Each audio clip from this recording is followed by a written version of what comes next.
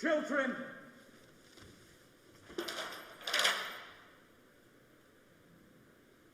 young sons and daughters of old Cadmus, why do you sit here with your suppliant crown? The town is heavy, with a mingled burden of sounds and smells, of groans and hymns and incense. I did not think it fit that I should hear of this from messengers, but came myself. I, Oedipus, whom all men call the Great.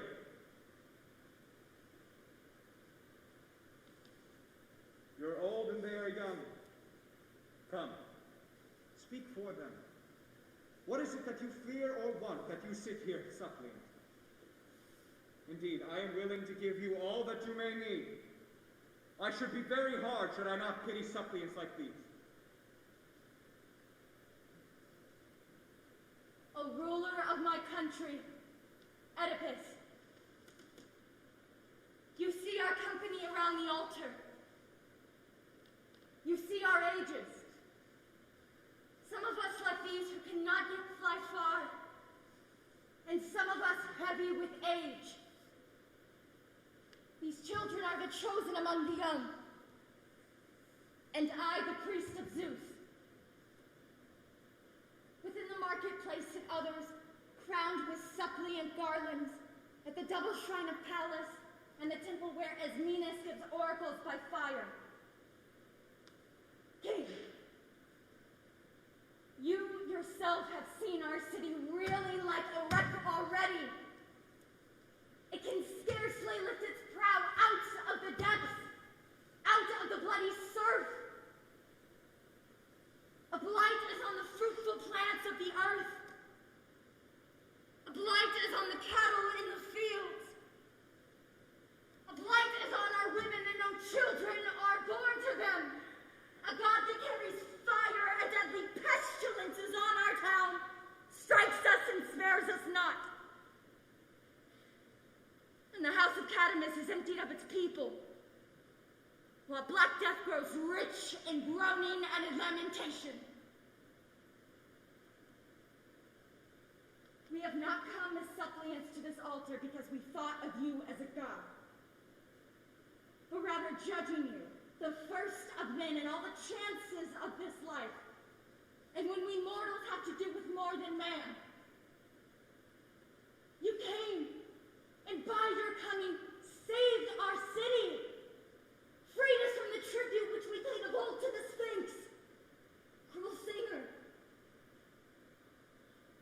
This you did in virtue of no knowledge we could give you, in virtue of no teaching.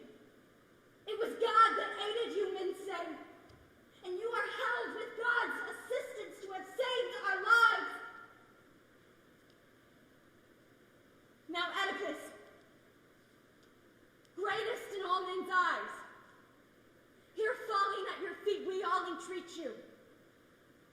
Find us some strength for rescue. Perhaps you'll hear a wise word from some god. Perhaps you will learn something from a man. For I've seen that for the skilled of the practice, the outcome of their counsel lives the most. Noblest of men, go and raise up our city. Go and give heed.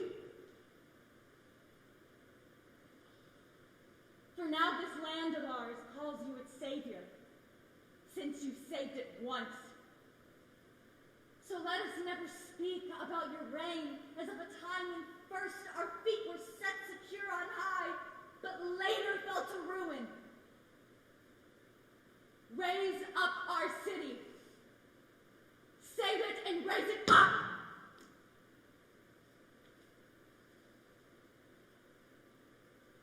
Once you have brought us luck with happy omen, be no less now in fortune. If you will rule this land as you now rule it, better to rule it full of men than empty. For neither tower nor ship is anything when empty. And none live in it together.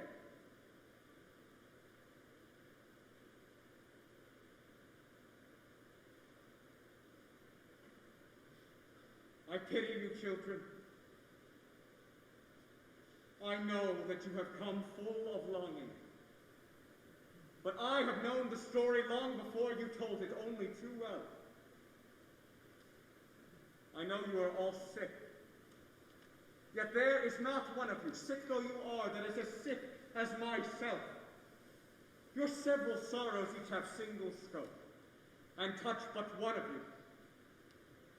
My spirit groans for the city and myself, and you at once. You have not roused me like a man from sleep. Know that I have given many tears to this, gone many ways wandering in thought. But as I thought, I found only one remedy, and that I took. I sent Menosis' son, Lord Creon, Jocasta's brother, to Picion, that he might there learn by what act or word I can save this city. It vexes me what ails him. He has gone far longer than he needed for the journey. But when he returns, then may I prove a villain if I shall not do all the God commands. Thanks for your gracious words.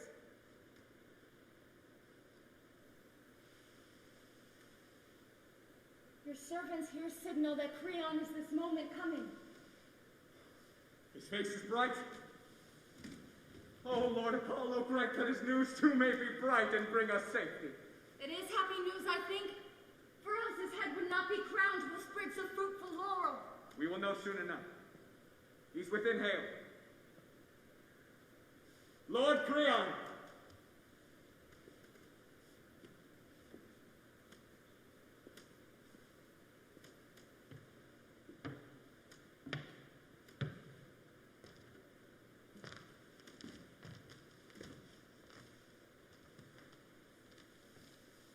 My good brother, what is the word that you have for us from the gods?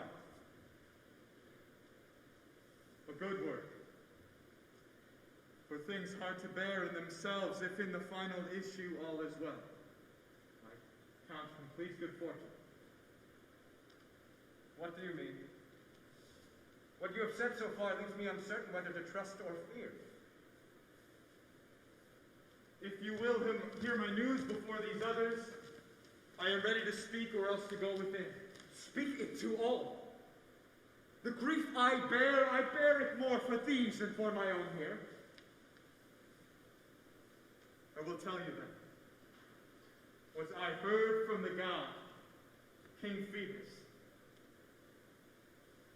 In plain words, he commanded us to drive out pollution from our land.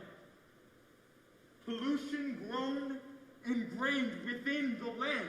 Drive it out, said the god. Not cherish it till it's past cure. What is the rite of purification?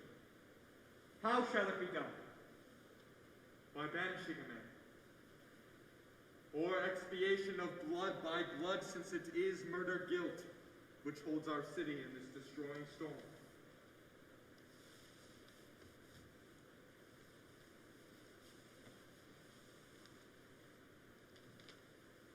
Who is this man whose fate the god pronounces?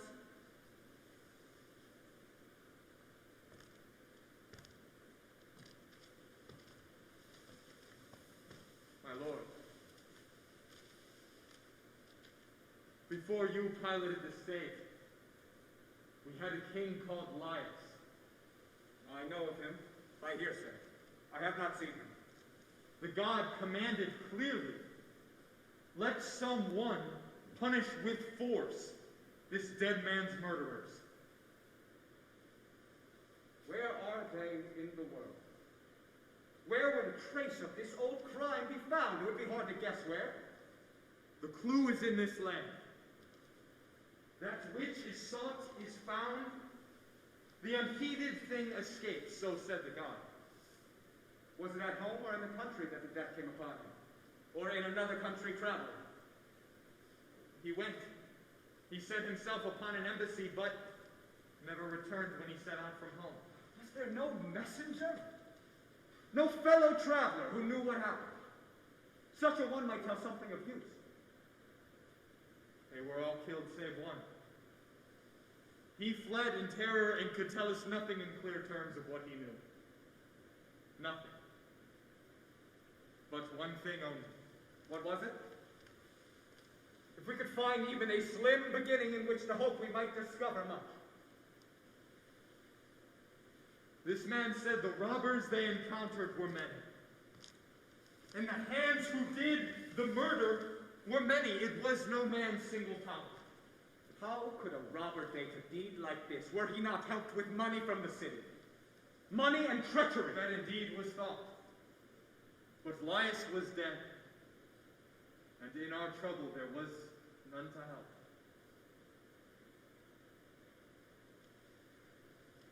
What trouble was so great to hinder you inquiring of the murder of your king? The riddling Sphinx induced us to neglect mysterious crimes and rather seek solution of troubles at our feet.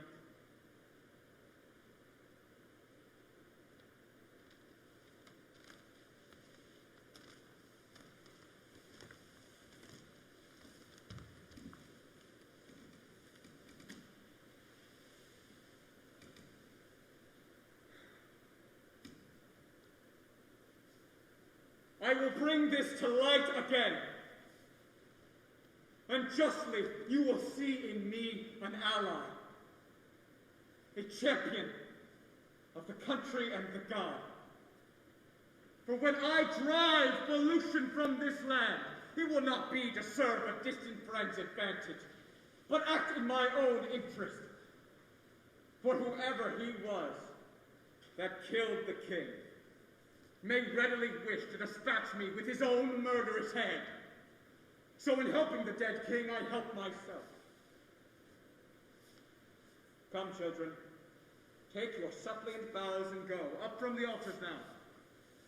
Call the assembly. Let it meet upon the understanding that I'll do everything.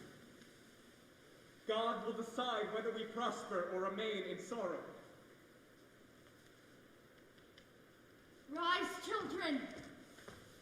It was this we came to seek, which of himself the king now offers us.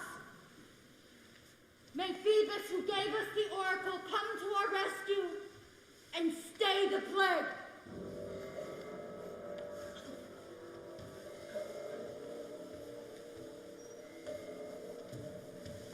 What is the sweet-spoken word of God from the shrine of Pytho rich in gold that has come to glorious Thebes?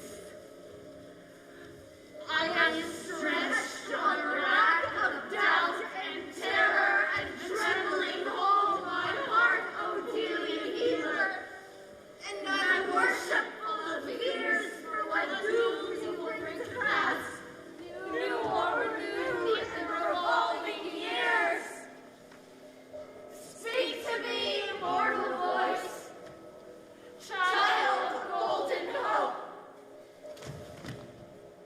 First, I call on you, Athene, deathless daughter of Zeus, and an Artemis, the earth upholder, who sits in the midst of the marketplace, in the throne which men call fame, and Phoebus, the far shooter, three arbiters of the fate, come to us now, if ever before, when ruin rushed upon the state, you drove destruction's flame away out of our land. Our sorrows defy number. All the ship's timbers are rotten. Taking of thought is no spear for the driving away of the plague. There are no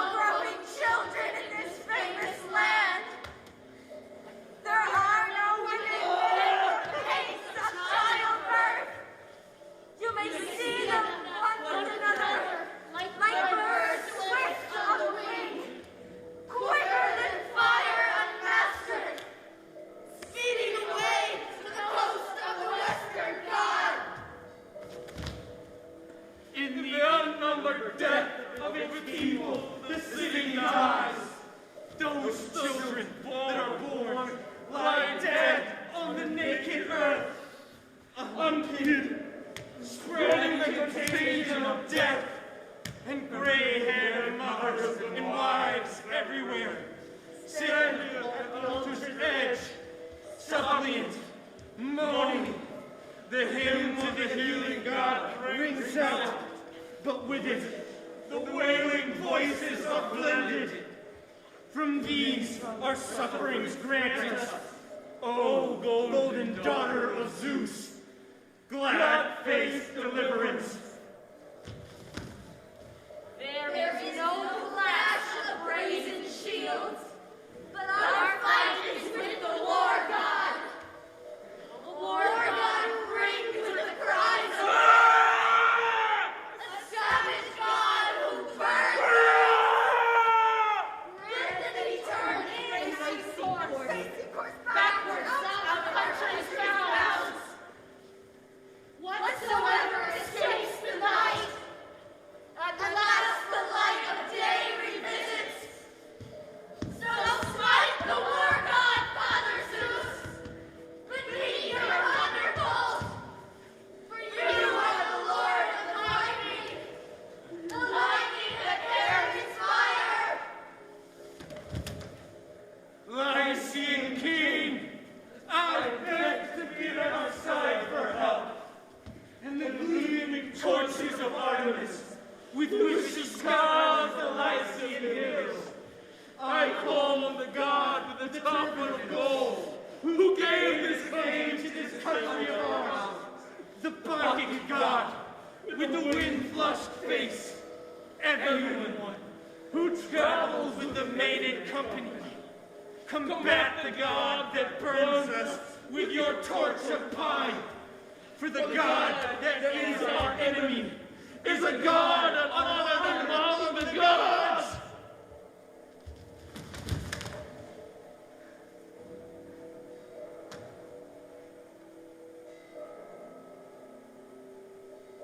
I will do what you ask.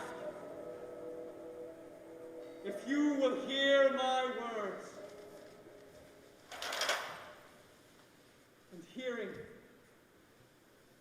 welcome them and fight the play.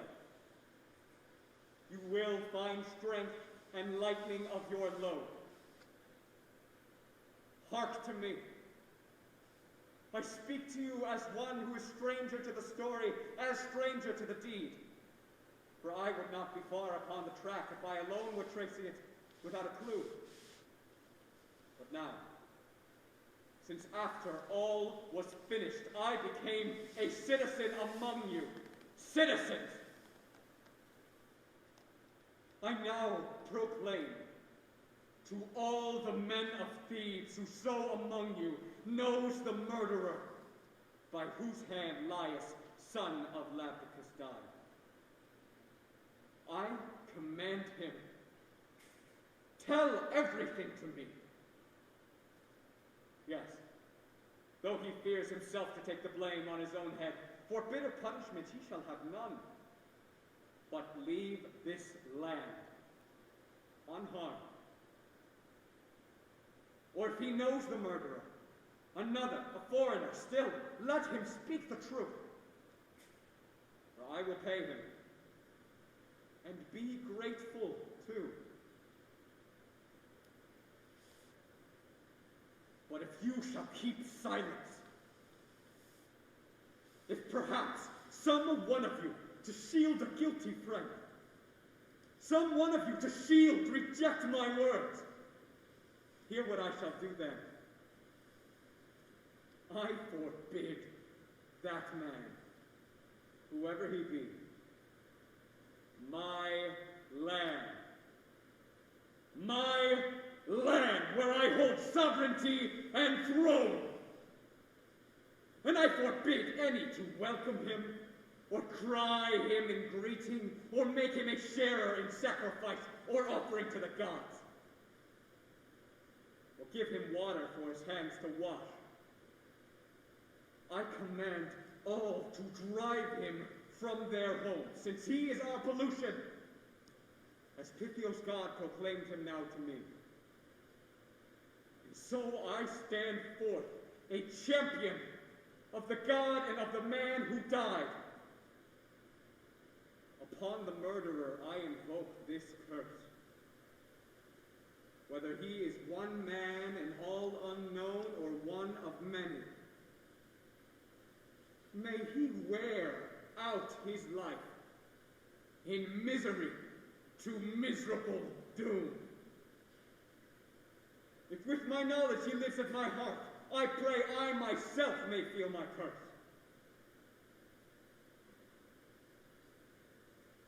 And so on you I lay all this.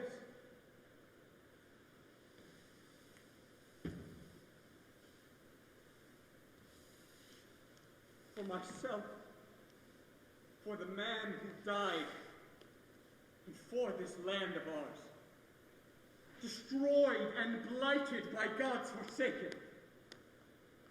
Even were this no matter of God's ordinance, it would not serve you to leave it lie, unpurified. Since a good man is dead, and one that was a king, search it out.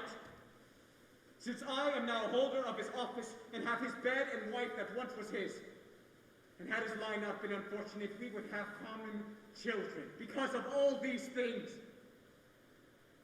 I fight in his defense as for my own father. And I shall try, with all means, to find the murderer of Laius, son of Labdacus, son of Polderus, and before him of Canamus, and before him of Agnor. For those of you who disobey, may God grant no springing crops to the ground they plow, nor children to their women. May a fate like this, or one still worse than this, consume them.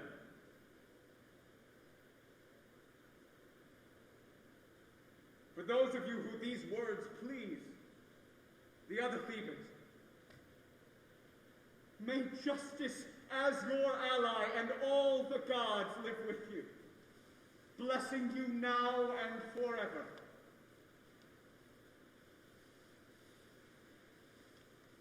As you compel me to my oath, I speak. I neither killed the king, nor can declare the killer. But since he beset the quest, it is his part to tell who the man is. Right. But to put compulsion on the gods against their will, no man can do that. May I then say what I think second best? There's a third best too, spare not tell it. I know what the Lord Tiresias sees is most often what the Lord Apollo sees. Even in this, my actions have not been sluggard. On Creon's word, I have sent 2 messengers, and why the prophet is not here already, I have been wondering. His skill apart. There is besides only an old faint story. What is it? I look at every story. It was said that he was killed by certain wayfarers. I heard that too, but no one saw the killer. Yes, if he has a share of fear at all, his courage will not stand firm hearing your curse. The man who in the doing did not shrink will fear no word.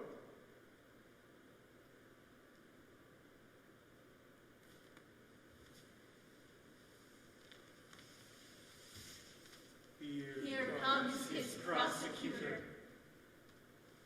Led by your men, the godly prophet comes, in whom alone of mankind truth is native.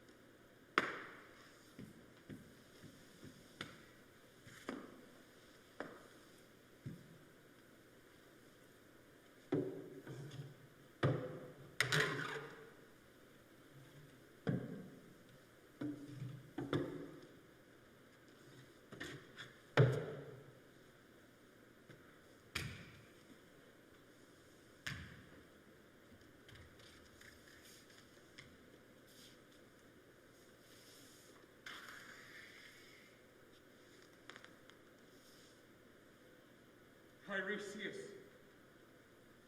you are versed in everything. Things teachable and things not to be spoken. Things of the heaven and earth creeping things. You have no eyes. But in your mind you know with what a plague our city is afflicted. My lord, in you alone we find a champion. In you alone one that can rescue us.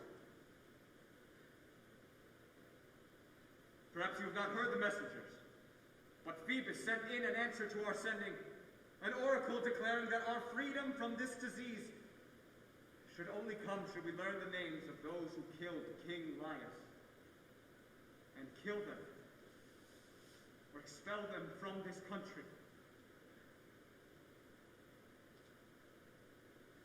Do not begrudge us oracle from birds or any other way of prophecy within your skill. Save yourself and the city. Save me. Redeem the debt of our pollution that lies on us because of this dead man. We are in your hands. Pains are most nobly taken to help another when you have means and power.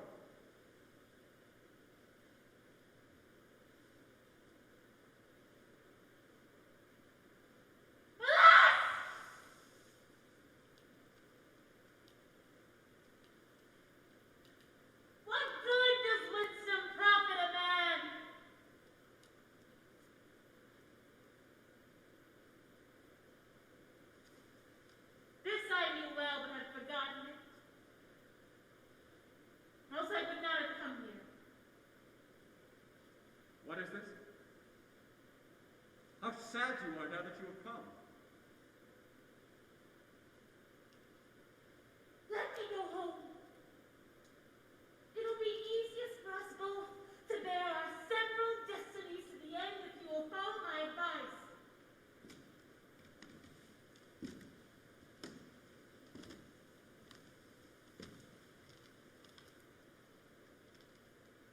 You'd rob us of your gift of prophecy. You talk as one who had no care for love, nor love for Thebes who reared you.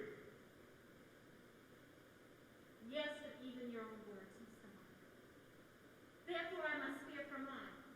If you know of anything, for God's sake, do not turn from us. All of us kneel to you. All of us your suppliants.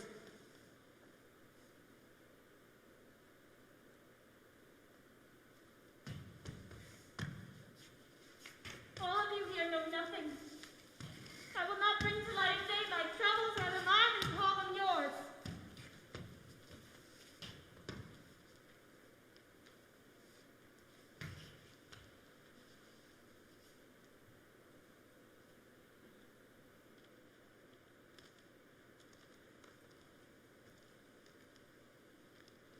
You would provoke a stone. Tell us, villain, tell us, and do not stand there unmoved, quietly balking at the issue.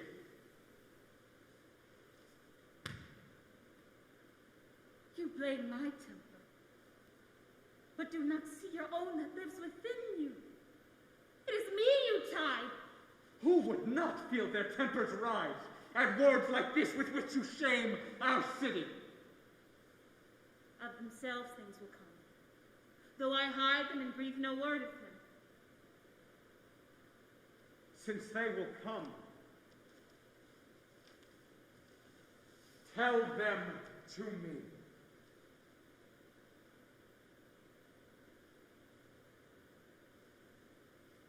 I'll say nothing further.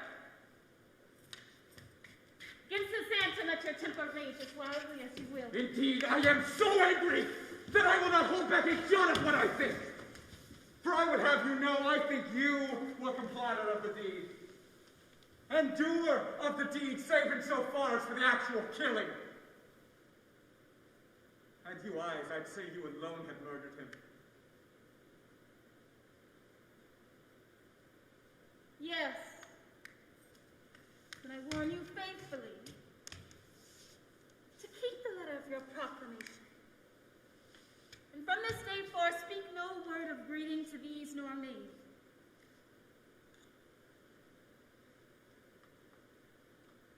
You are the land's pollution.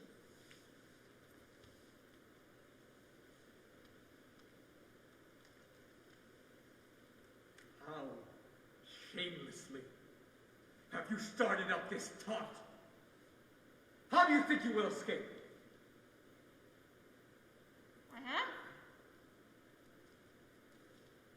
I have escaped. For the truth is what I cherish, and that's my strength. And who has taught you truth? Not your profession, sure. You have taught me. You have made me speak against my will. Speak what? Say it again, that I may learn it better. Did you not understand before? Would you provoke me into speaking? I did not grasp it. Not so to call it known. Say it again!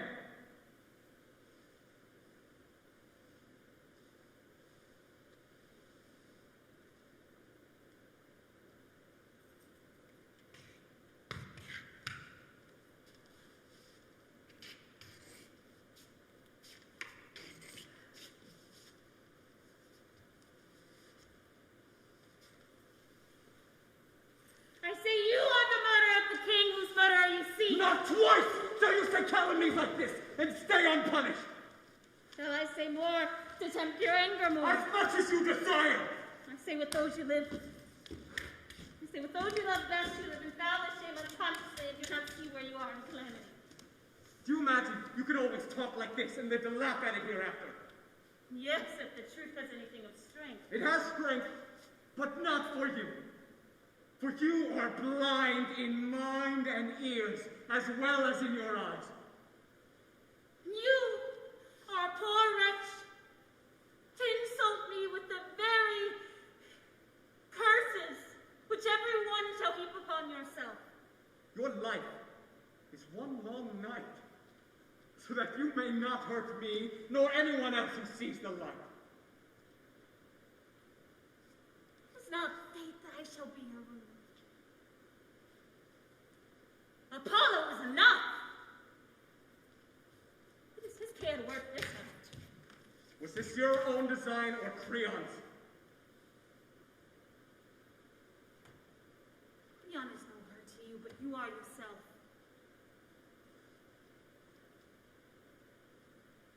Wealth, sovereignty, and skill outmatching skill for the contrivance of an envied life.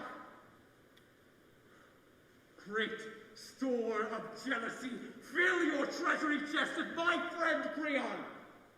Friend from this and loyal, thus secretly attacks me. Secretly desires to drive me out, and secretly suborns me this juggling trick devising quack. This wily beggar, who has eyes for his own gains, but blindness in his skill. For tell me, Tiresias, where have you seen clear with your prophetic eyes? When the dark singer, the Sphinx, was in your country, did you speak word of deliverance to its citizens?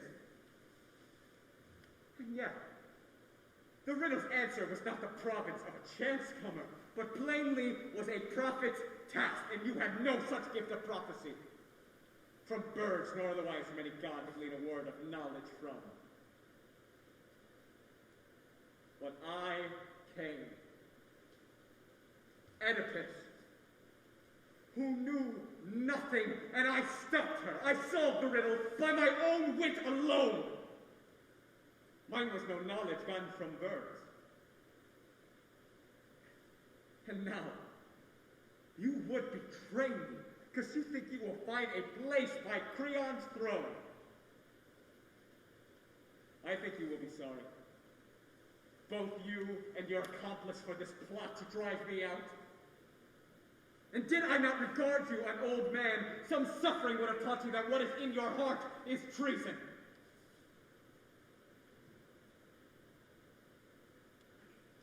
If you are king, have the right no less to speak in my defense against you. That much I am master. I am no slave of yours, but Loxy. And so I shall not enroll myself with Creon for my future. And since you have taunted me with being blind, there's my word for you. You have your eyes, but do not see where you are in sin, nor where you live, nor whom you live with. Do you even know who your parents are? Unknowing you're an enemy to kith and kin in death beneath the earth and in this life, a deadly but a double-striking curse.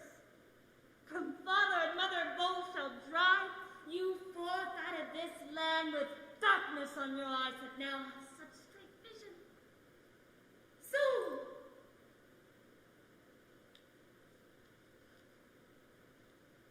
shall there be a place will not bring echo to your cries? Shall there not be a place in harbor to your cries? Soon when you shall learn the secret of your marriage, which steered you to a haven in this house. Haven, no haven, after a lucky voyage. And a multitude of other evils, establishing a grim equality between you and your children. You know nothing. So muddy with contempt my words and creons. Misery shall grind no man as it will you. Is it endurable that I should hear such words from him? Go, and a curse go with you out of my house at once. I would not have come, neither had you not called me. Had I known you talked like a fool, it would have been long before I called you. A fool, yes, so it may seem to you. But to the parents who bred you, wise. What parents? Stop! Who are they of all the world? This day shall show your birth and will destroy you. How needlessly your riddles darken everything. But it's in real answering you are strongest. Yes. Taunt me where you will find me great. It's this very love that has destroyed you. I do not care if it has saved this city. Well, I will go. Yes, lead him off. As long as you're here, you'll be a stumbling block and a vexation. Once you're gone, you will not bother me anymore.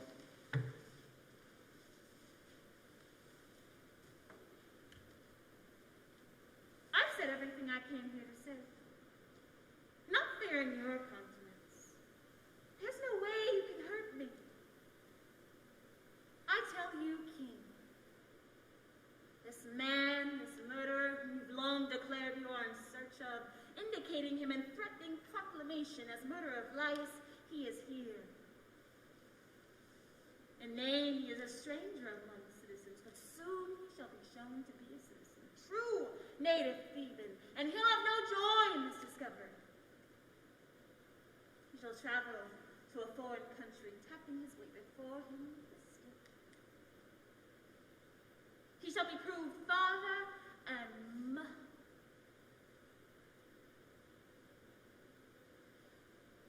He shall be proved father to his own children.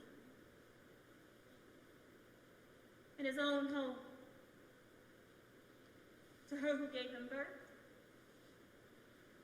Son and husband. A fellow sower in his father's bed. That same father that he murdered. Go within.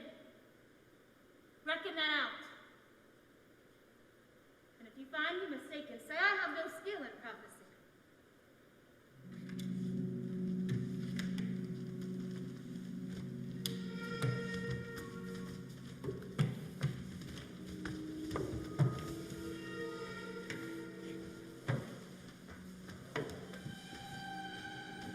Who is the man proclaimed by Delphi's prophetic rock as the bloody and murderer, the doer of deeds that none dare name?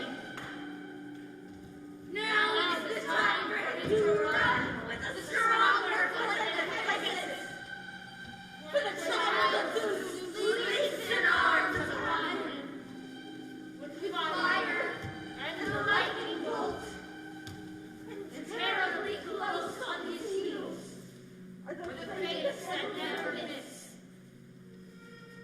Lately from snowy Parnassus, clearly the voice flashed forth, bidding each thief track him down, the unknown murderer. In the savage forests he lurks, and in the caverns, like the mountain bull, he is sad and lonely. His feet burn far from the middle of earth. But prophecies, ever living, flutter around his head. The augur has spread confusion, terrible confusion. I do not approve of the said, nor do I deny it. I do not know what they say. I am in a flutter of foreboding. I never heard, into the present nor past, of the quarrel between the sons of Oedipus and Oedipus, that I might bring as proof in attacking the popular fame of Oedipus, seeking to take vengeance for our undiscovered death in the line of Oedipus. Truly, Zeus and Apollo are wise, and in view of things all know. But amongst men, there is no distinct judgment between the prophet and me. Which of us is right? One man may pass another in wisdom, but I would never agree with those who find fault with the king till I should see the word proved right beyond doubt. For once, in visible form, the Sphinx came on him, and all of us saw his wisdom. And in that test, he saved the city, so he will not be condemned by my mind.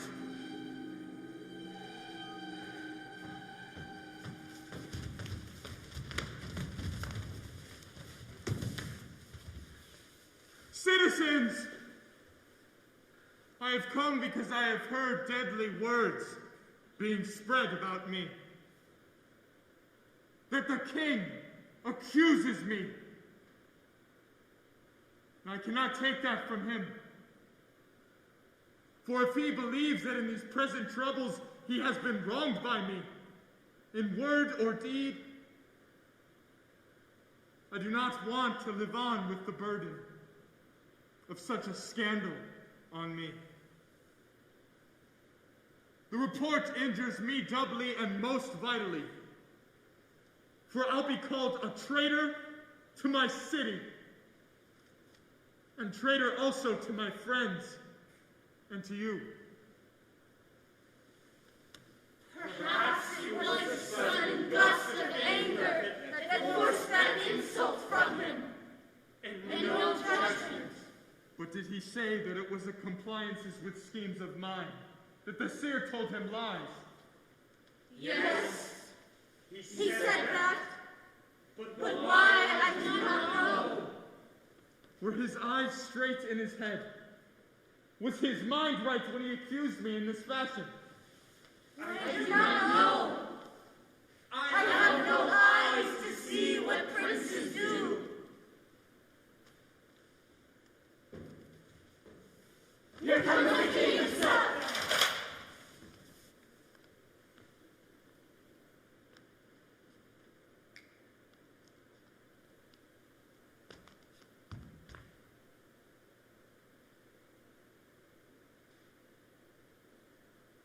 You, sir. How is it that you come here? Have you so much brazen-faced daring that you venture into my house? Although you are proved manifestly the murderer of that man. And though you tried openly highway robbery of my crown, for God's sake, tell me what you saw in me. What cowardice, what stupidity that made you lay a plot like this against me?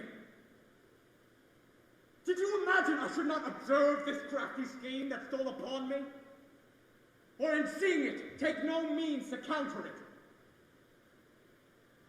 Was it not stupid of you to make the attempt to hunt down royal power without the people at your back? Or friends? For only with the people at your back or money can the hunt end in the capture of a crown.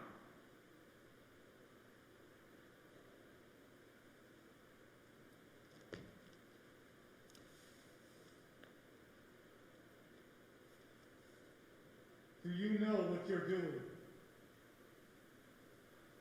Will you hear words to answer yours and then pass judgment? You're quick to speak, but I am slow to grasp you, for I find you dangerous, and my foe.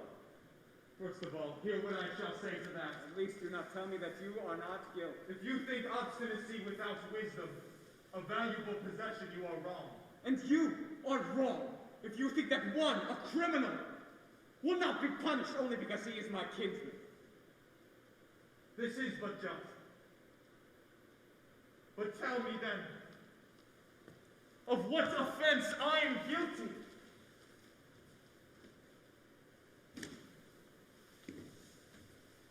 Did you, or did you not, urge me to send to this prophetic mumbler?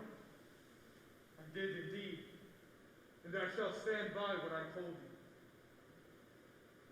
How long ago is it since lying? What about lies? I don't understand. Vanished, died, was murdered. It was long. A long, long time to reckon. And at the time, did he say a word about me? Never. At least not when I was near him. You never made a search for the dead man. We searched indeed, but never learned of anything. Why then did our wise old friend not say this then? I don't know. And when I know nothing, I usually hold my tongue. You know this much, and can declare this much if you are loyal. What is it? If I know, I'll not deny it. That he would not have said that I killed Laius had he not met you first. You know yourself whether he said this. But I demand that I should hear as much from you as you from me. Then hear. I'll not be proved a murderer.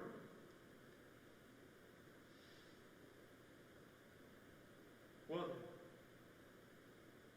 you're married to my sister. Yes. That I am not disposed to deny. You rule this country, giving her an equal share in the government. Yes, everything she wants she has from me. And I, as thirdsman to you, am rated as the equal of you two. Yes, and it is there that you proved yourself false friend. Not if you will reflect on it, as I do. Consider first, if you think any one would choose to rule and fear, rather than rule and sleep, untroubled by fear, if power were equal in both cases, I, at least, I was not born with such a frantic yearning to be king, but to do as kings do. And so it is with everyone who has learned wisdom and self-control. As it stands now, the prizes are all mine, and without fear. But if I were the king myself, I must do much that went against the grain. How should despotic rule seem sweeter to me than painless power and an assured authority? I am not so besotted yet that I want other honors than those that come with profit. Now, every man's my pleasure. Every man greets me. Now those who are your suitors fawn on me. Success for them depends upon my favor. Why should I let all this go to win that?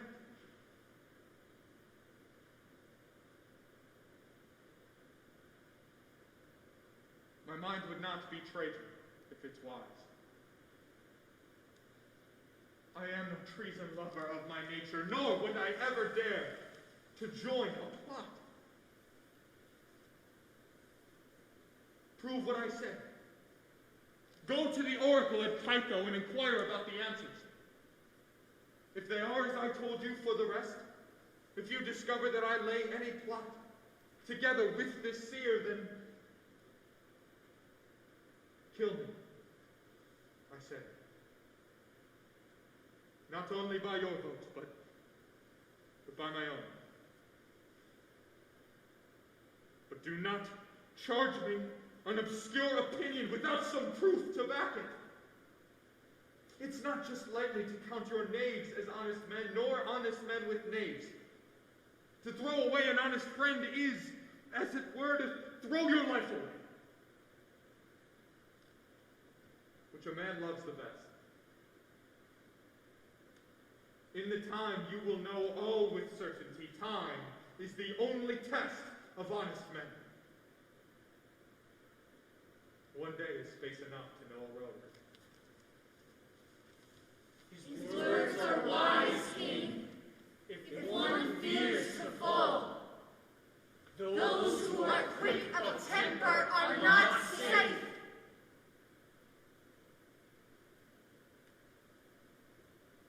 When he that plots against me secretly moves quickly, I must quickly counterplot. If I wait, taking no decisive measure, his business will be done and mine be spoiled.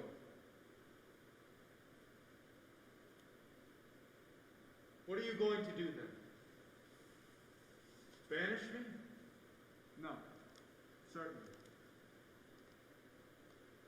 Kill you, not banish you. I do not think you've your wits about you. For my own interests, yes. But for mine too. You should think equally. You are a rogue! Suppose you do not understand. And yet, I must be ruler. Not if you rule badly. Oh, city! City! I too have some share in the city. It is not yours alone. Stop, my lords! Here! In the nick of time, I see Jocasta coming from the house. With her help, lay the quarrel and now stirs you.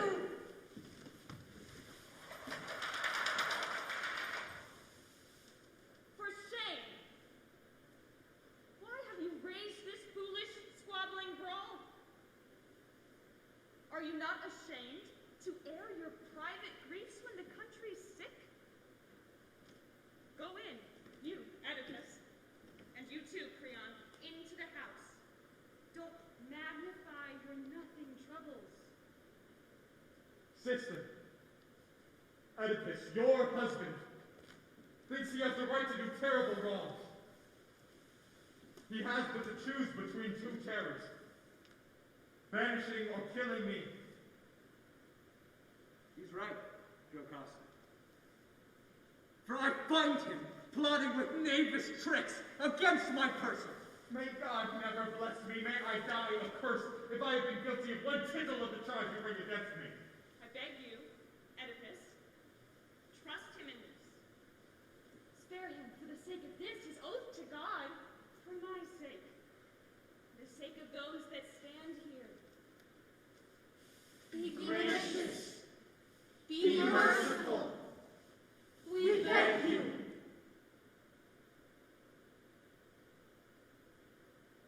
what you ask? Yes. Tell me then! He has been no silly child in the past. He is strong in his oath now. Spare him. I would have you know that this request of yours really requests my death or banishment. May I die without God's blessing, without a friend's help, if I had any such thought. But my spirit is broken by my unhappiness from my wasting country. And this would but add troubles amongst ourselves to the other troubles.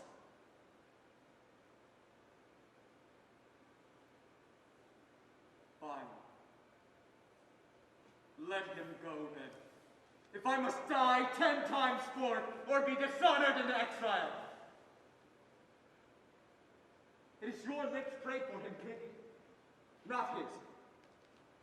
Wherever he is, I shall hate him.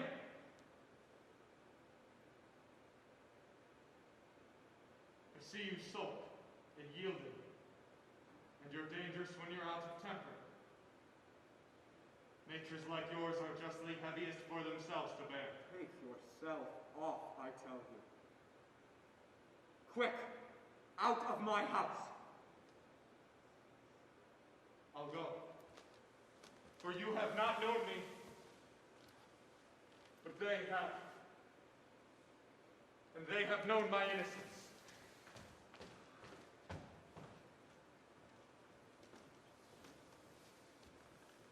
Won't you take him inside, lady? Yes. When I found out what was the matter. There was There was some misconceived suspicion of a story. And And on the other side, the sting of injustice. So, on both sides? yes. Yes. What was the story?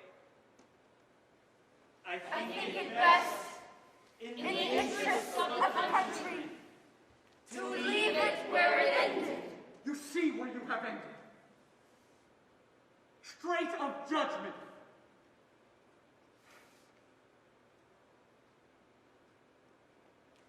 Although you are by softening my anger. Sir, I have said before, and I say again, be sure that I would have improved a madman, bankrupt insane counsel, if I should put you away.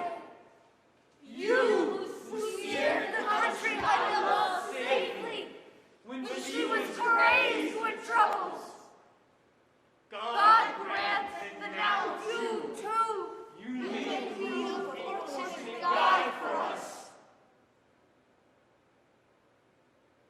Tell me, my lord. I beg of you. What was it that roused your anger so?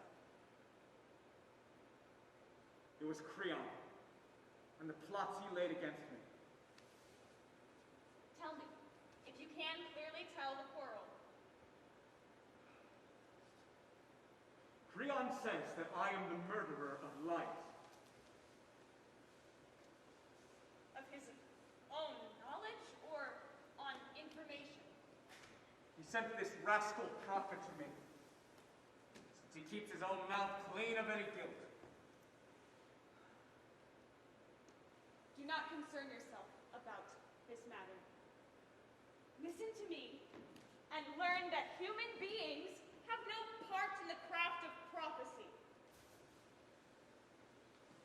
Of this, I'll show you a short proof.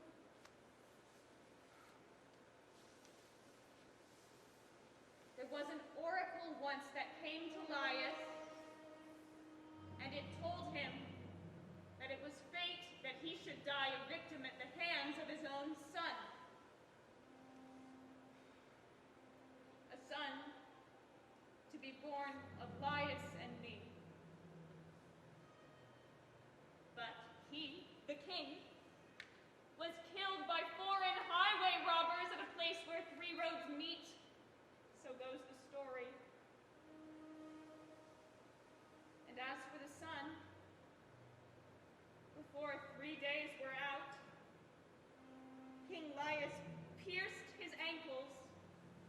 by the hands of others, cast him forth onto a pathless hillside. So Apollo failed to fulfill his promise to the sun that he should kill his father. And Tolias also proved false in that the thing he feared, death at his son's hands, never came to pass.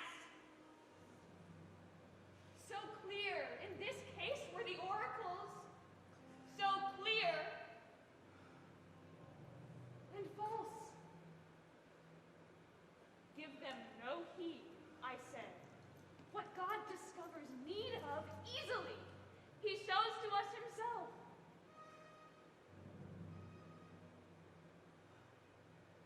Oh. Dear Jocasta,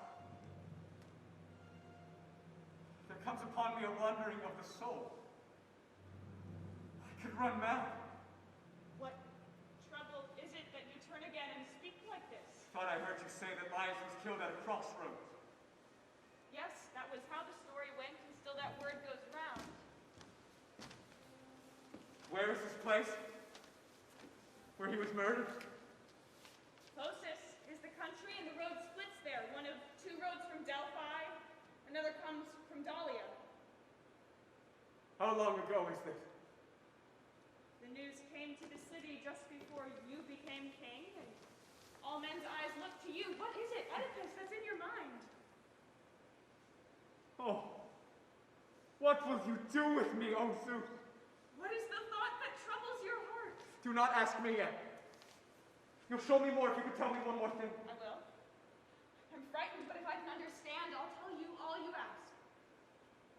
How is his company while he was traveling? Did he have many with him, as would suit a prince, or few? In all, there were but 5, and among them a herald and 1 carriage for the king.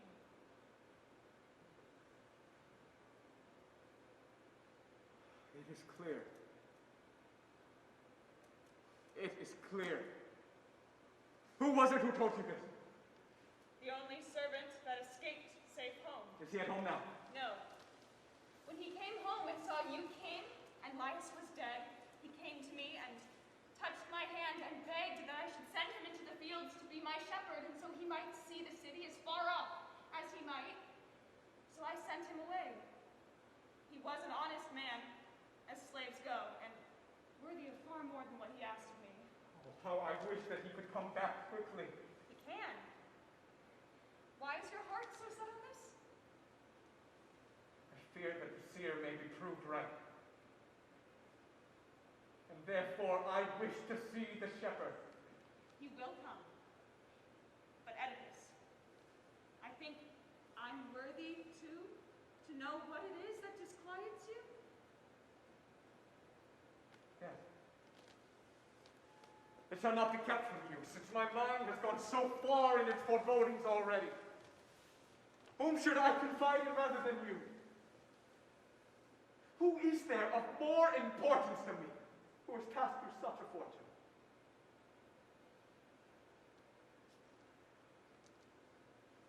Oedipus was my father, king of Corinth, and Merope the Dorian my mother. I was held greatest of citizens in Corinth, till a curious chance befell me. Curious indeed, but hardly worth the store set upon it. There was a dinner, and at it a man, a drunken man, accused me in his drink of being bastard. I was furious, but held my temper under for that day. Next day I taxed my parents with it. They took the insult very ill from him, the drunken fellow who uttered it. So I was comforted for their part. But still, this thing rankled inside me always, for the story crept about widely. And at last I went to Pythia, though my parents did not know. Phoebus sent me home again, unhonored in what I had come to learn. But foretold other and desperate horrors to befall me. That that I was fated to lie with my own mother, and show to daylight a most accursed breed, which men would not endure, and that I was to be murderer of the father that begot me. When I heard this, I fled, and in the days that followed, I measured the stars, the whereabouts of Corinth. Yes, I fled to where I should not see fulfilled the dreadful infamies as told in that oracle. And as I journeyed, I came across the place where, as you say, the king met with his death. Oh, Jocasta, I will tell you the whole truth. When I was near the branching of the crossroads going on foot, I encountered a herald and a carriage with a man in it. He who led the way wanted to thrust me out of the road by force. I was furious and struck the coachman who was pushing me. He who led the way saw this and waited, and as I passed, he struck me full on the head with his two-pointed goad. But he was paid full, and presently, through my stick struck him backwards on the bar, and he rolled out of it, and I killed them all!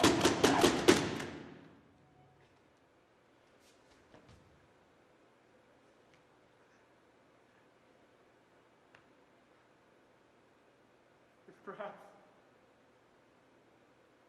there is any tie of kinship with this man and Laius, who then is now more miserable than I? What man on earth so hated by the gods? Since neither citizen nor foreigner may welcome me into their homes, but drive me out of doors.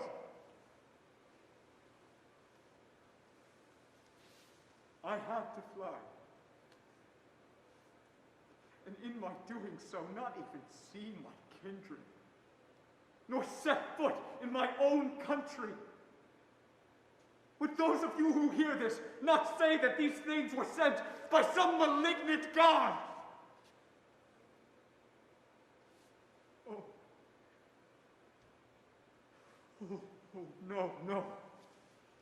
Oh, holy majesty of God on high, may I not see that day!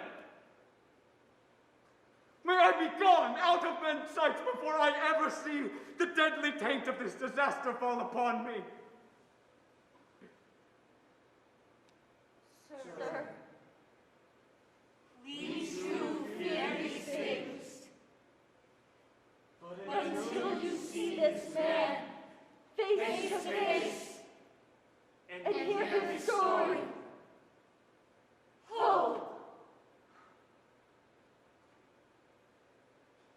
Yes. I have just this much hope. To wait until the herdsman comes. And when he comes, what do you want with him? I will tell you. If his story is the same as yours, I at least will be cleared of any guilt. Why? What so particularly did you learn from my story? You said he spoke of highway robbers. That killed the man. If he uses the same number, it could not be me. One man cannot be the same as many. But if he speaks of one traveling alone, then it is clear that the burden of the guilt inclines towards me. Be sure, at least, that this was how he told the story. He cannot unsay it now, for everyone in the city heard it, not I alone. But Oedipus, even if he diverges from what he said then, he shall never prove that the murder of Laius squares rightly with the prophecy. For Loxias declared that the king should be killed by his own son. And that poor creature did not kill him, surely. For he died himself first. So, henceforth, as far as prophecy goes, I shall not look to the right hand or the left. Right. But yet, send someone to bring the peasant here. Do not neglect it. I will send quickly. Now, let me go indoors. will do nothing except what pleases you.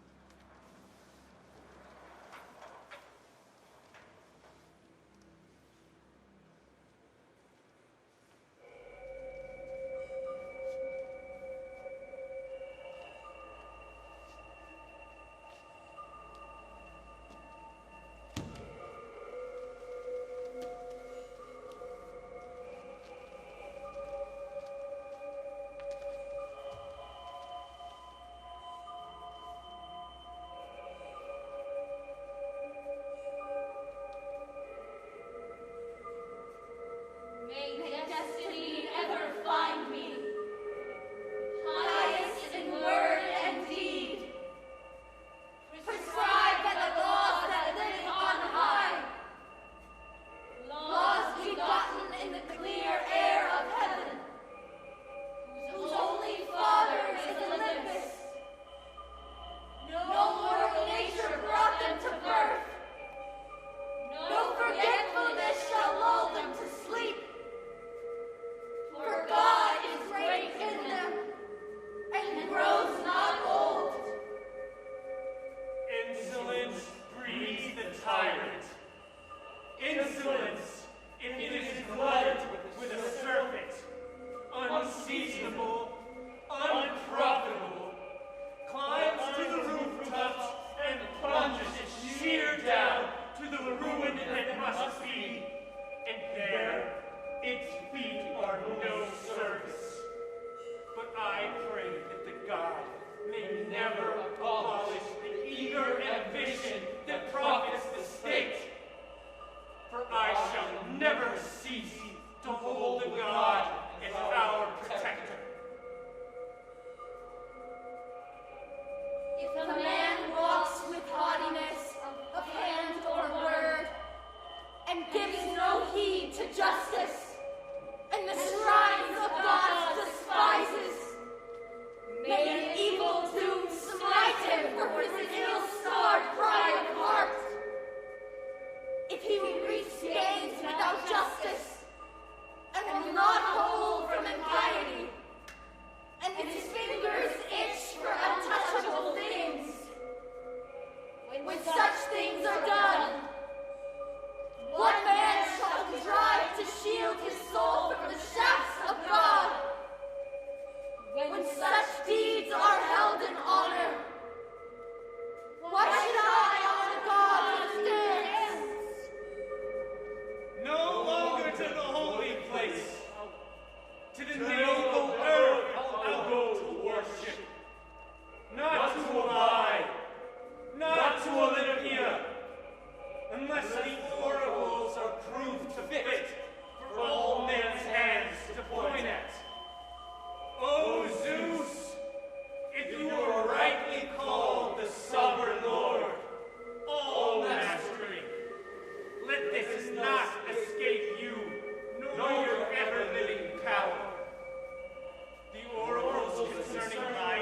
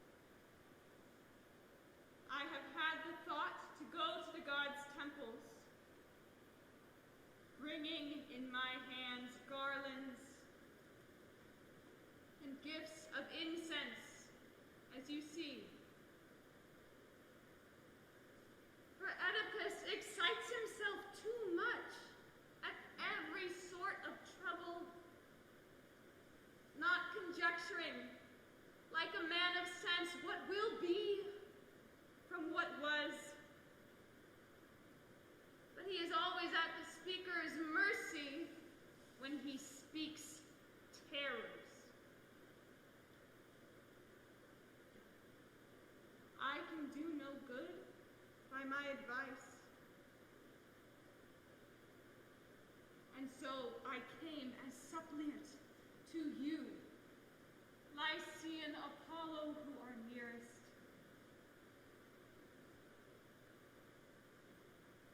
These are the symbols of my prayer. And this, my prayer. Grant us escape free of the curse. Now, when we look to him, we are all afraid. He's pilot of our ship.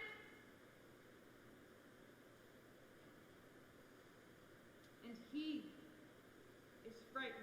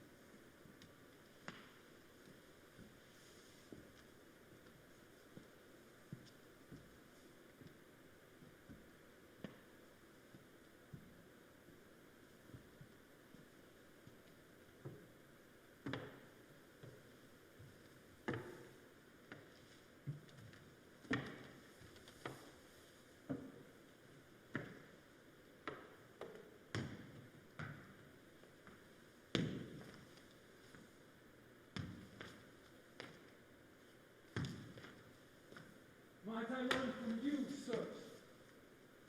Where is the house of Oedipus? Or best of all, if you know, where is the king himself? This is his house, and he is within doors. This lady is his wife, and mother of his children. God bless you, lady. And God bless your household. God bless Oedipus' noble wife. God bless you, sir, for your kind greeting. What do you want of us that you have come here?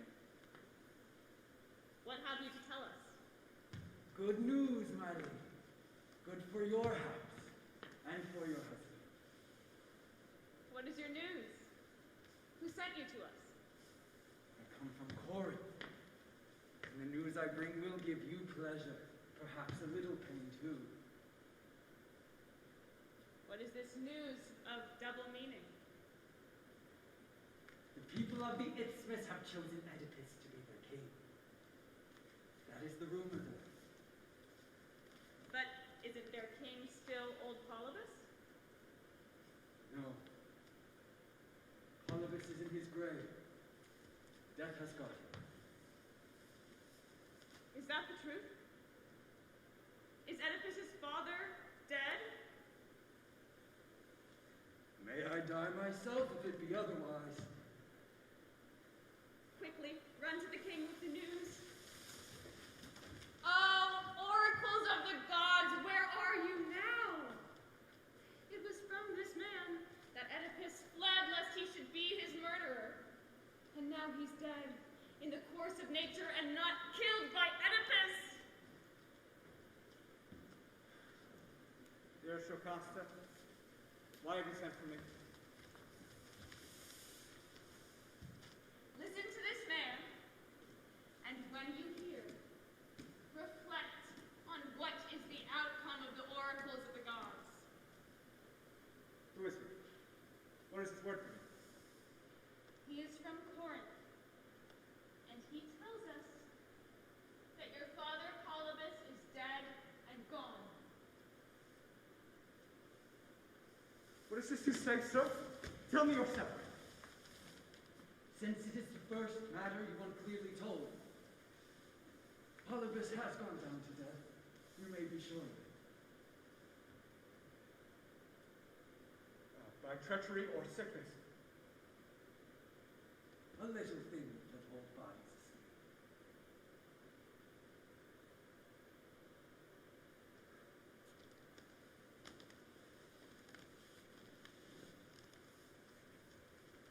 So he died by sickness, it seems. Poor old man. Yes, and of age. The many years he had counted.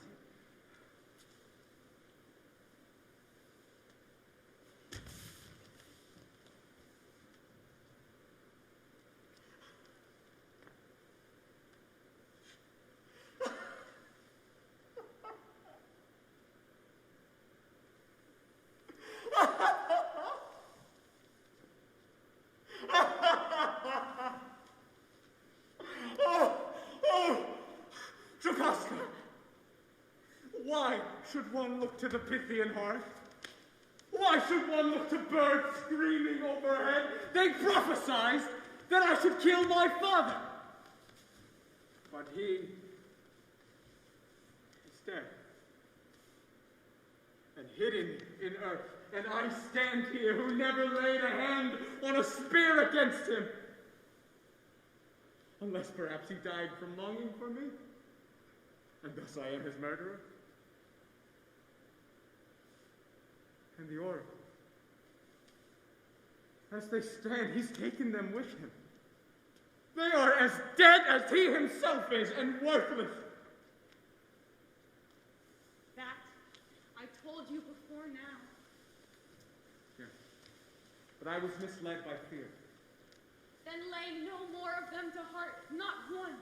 But I must still fear my mother's bed. Why should man fear?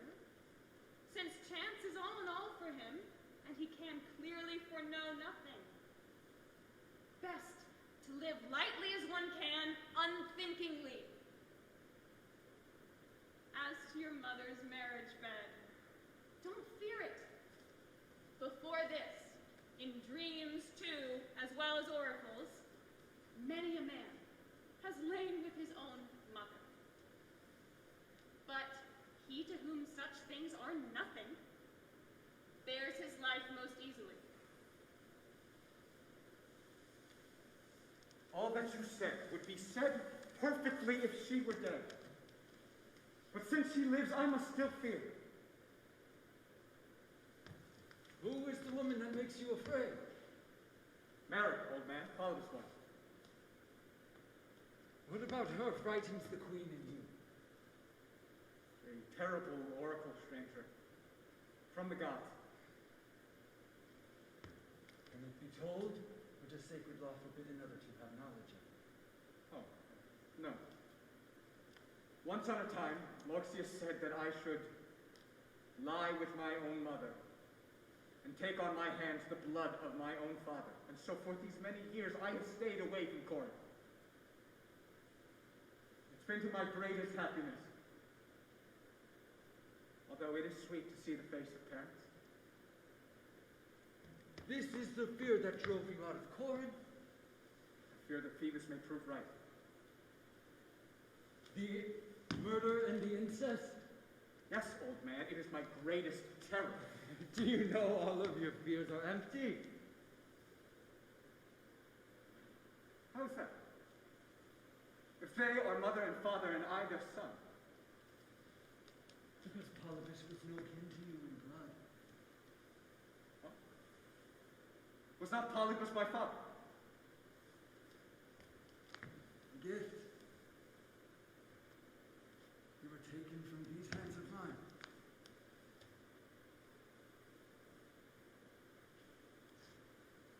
Did he love so much what he took from another's hand? His childlessness before persuaded him. Was I a child that you bought or found when I was given to him? For God's sake, tell me. In Scythian slopes, in twisting thickets, you were found. Why would you travel in these parts? I was in charge of mountain flocks. You were a shepherd, a hireling vagrant. Yes, but at least at that time, the man who saved your life, so. What was it that ailed me when you took me in your arms? That your ankles should be witnesses. Why do you speak of that old pain? I loosed you. The tendons of your feet were pierced, fettered. My swaddling clothes brought me a rare disgrace. So that from this you're called your present name. Was this my father's doing or my mother's? For God's sake, tell me. I don't know. But he who gave you to me has more knowledge than I. You did not take me yourself, then you took me from someone else. Yes, another shepherd. Do you know him well enough to tell? He was called Laius's man. You mean the king who reigned here in the old days? Yes, he was called that man's shepherd. Is he alive still, so that I may see him? You who live here with no rest. Do any of you here know this shepherd whom he speaks of? In town or in field? Tell me!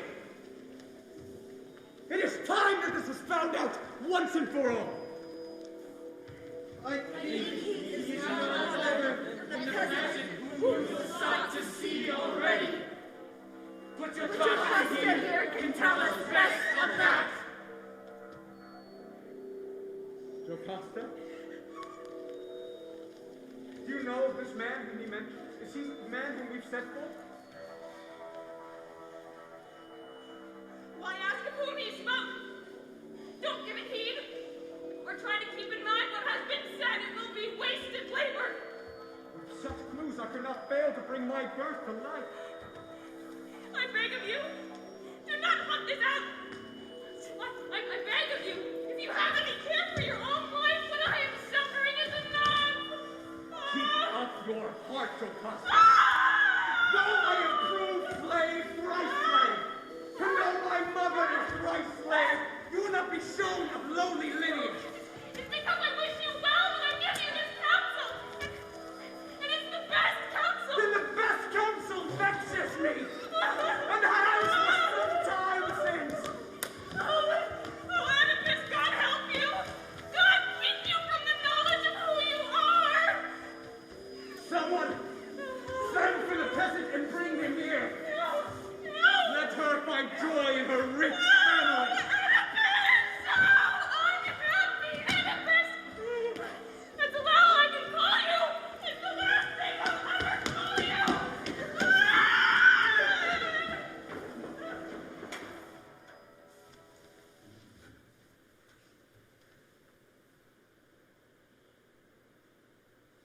Why has the queen gone, Oedipus?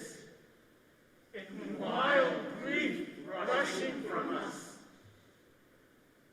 I am afraid that trouble will break out of this silence.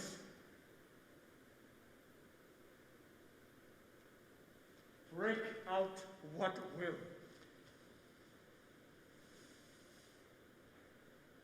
I at least shall be willing to see my ancestry, though humble. Perhaps she's ashamed of my lowly birth. For she has all a woman's high-flown pride. But I account myself a child of fortune. Beneficent fortune. And I shall not be dishonored.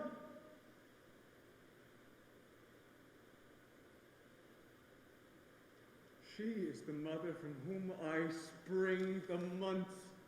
My brothers marked me, now as small and now again as mighty. Such is my breeding. And I shall not prove so false to it as to not find out the secret of my birth. If I am a prophet and wise of heart, you shall not fail, Citharon. By the limitless sky you shall not.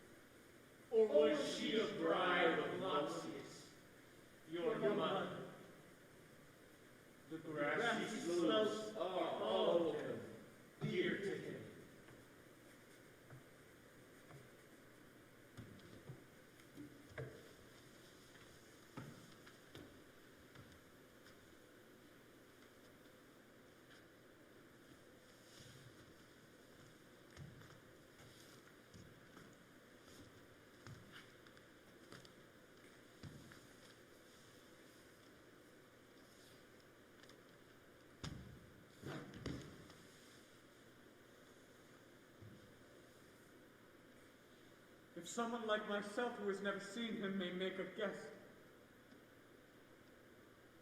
I think that this is the herdsman whom we were seeking. His old age is consonant with the other, and besides, I recognize the men that bring him as my own servants. Perhaps you may better me in knowledge since you have seen him before. You can be sure I recognize him. You, sir from Corinth, I must ask you first, is this the man whom you mentioned?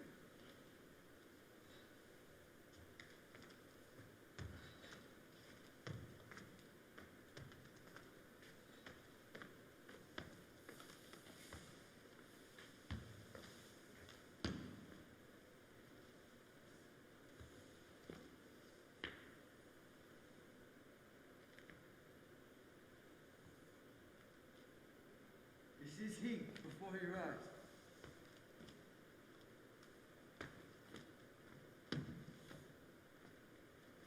Look here at me, old man, and tell me what I ask you. Were you ever a servant of King Laius? I was.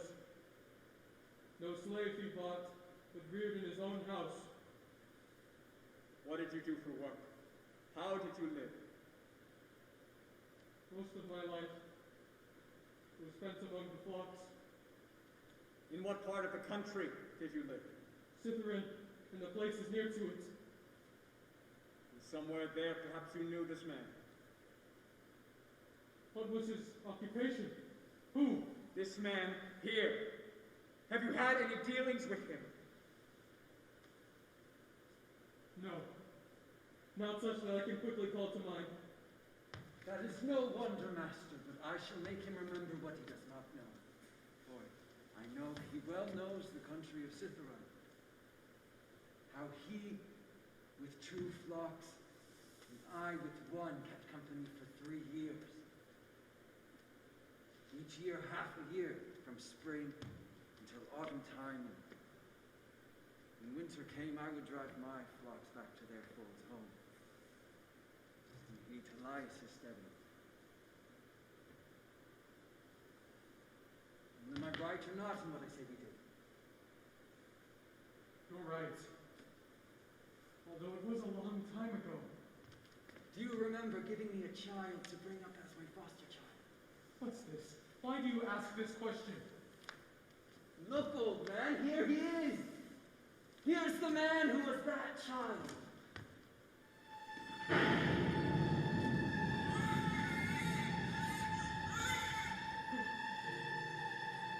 Death take you! Won't you hold your tongue? No! No! Do not fight both with him, old man. Your words are more both than his. Oh, Master Masters, how do I give offense? For refusing to speak of the child whom he asked you of. He speaks out of his ignorance, without meaning. If you will not talk to gratify me, you will talk with pain to urge you. Please, sir, don't hurt an old man, sir. Here, one of you, twist his hands behind him. No, God help me, why? What do you want to know? You gave a child to him, the child he asked you of.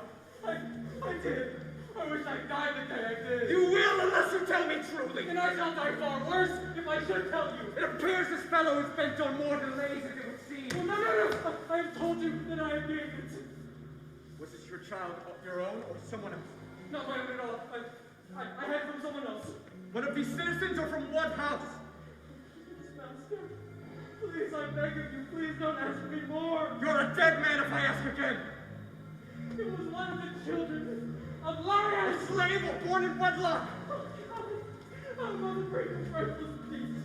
And I, a frightful hearing, but I must hear! The child was called his child. But she within, your wife, she should tell you best how all this was.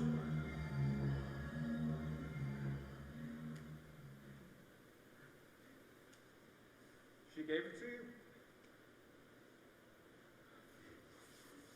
Yes, she did, my lord. To do what? To make away with it.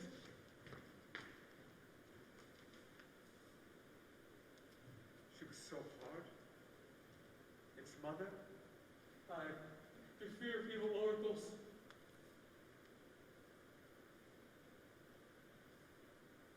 Which? they said that he would kill his parents.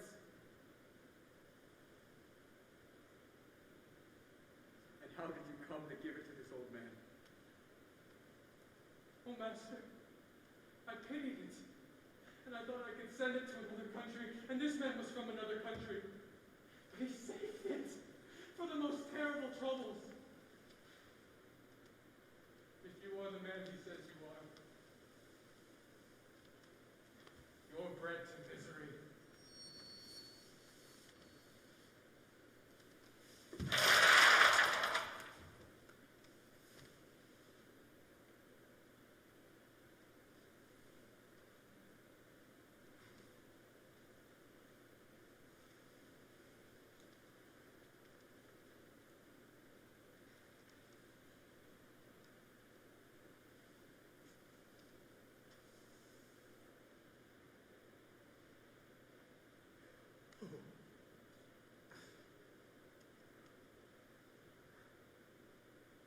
Oh.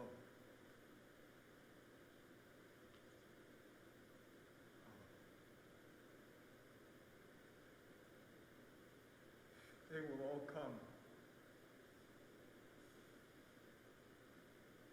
Come out clearly.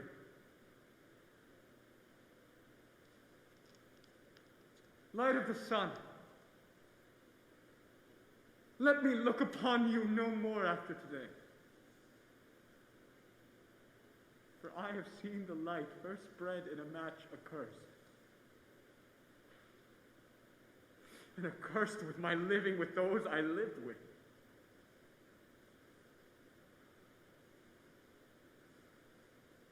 And cursed in my killing.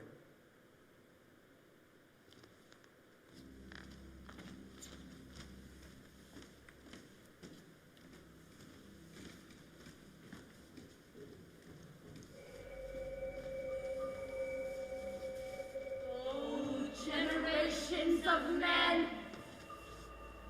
how I count you as equal with those who live not at all. What man on earth is more happy than a seeming, and after that turning away? Oedipus, you are my pattern of this. Oedipus, you are your fate. Luckless Oedipus, whom all men I envy not at all. Inasmuch as he shot his bolt beyond the others, and won the prize of happiness complete. O Zeus, and killed and reduced to naught the whole talent made of the thrilling speech, standing a tower against death from my lip. Hence, he was called my king, and hence, he was honored the highest of all honors, and hence,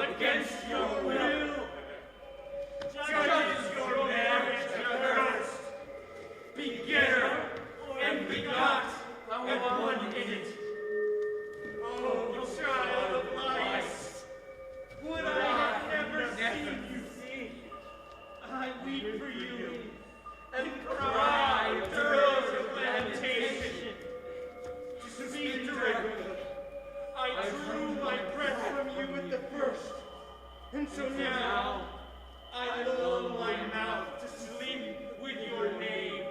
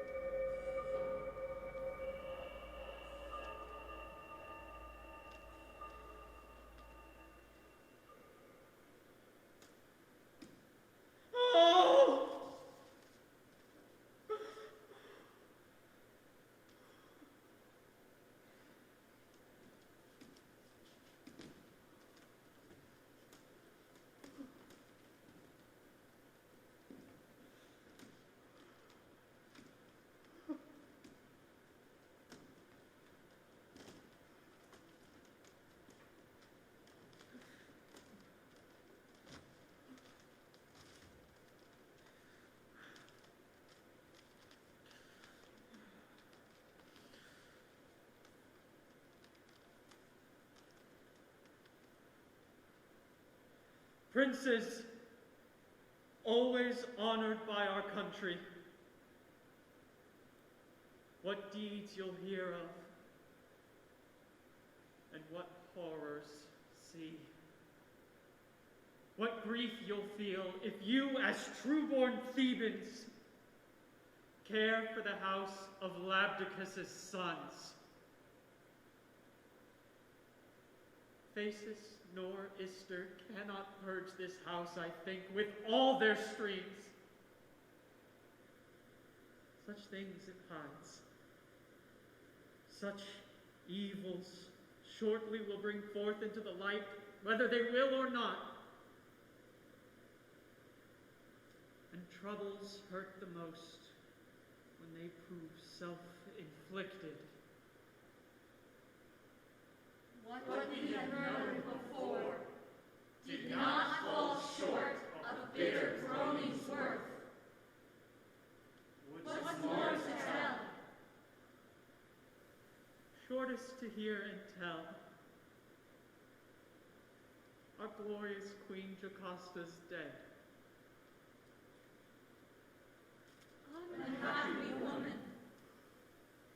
How? By her own hand. The worst of what was done you cannot know. You did not see the sight. Yet, insofar as I remember it, you'll hear the end of our unlucky queen. When she came raging into the house, she went straight to her marriage bed, tearing her hair with both her hands, and crying upon Laius long dead. Oh! Do you remember Laius? That night long past which bred a child for us. Oh! To send you to your death and leave a mother making children with her son.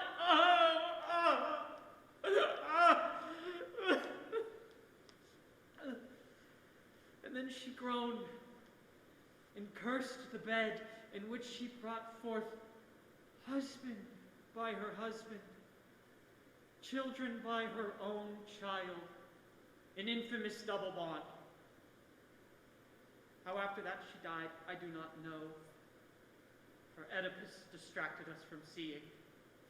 He burst upon us shouting, and we looked to him as he paced frantically about, begging us always, "Give me a sword, I say, to find this wife, no wife, this mother's womb, this field of double sowing, whence I sprang, and where I sowed my children."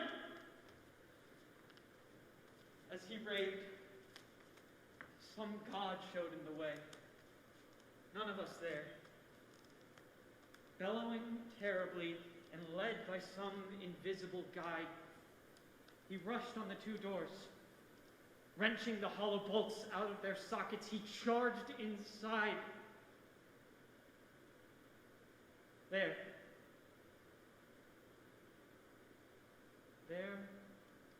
we saw his wife hanging, the twisted rope around her neck.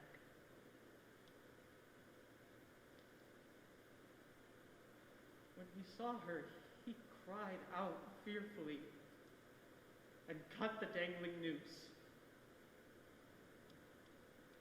Then, as she lay, poor woman, on the ground, what happened after was terrible to see. He tore the brooches, the gold-chased brooches, fastening her robe away from her, and lifting them up high, dashed them on his own eyeballs, shrieking out such things as, "They will never see the crimes I have committed or had done upon me. Dark eyes now, in the days to come, look on, forbidden faces. Do not recognize those whom you long for.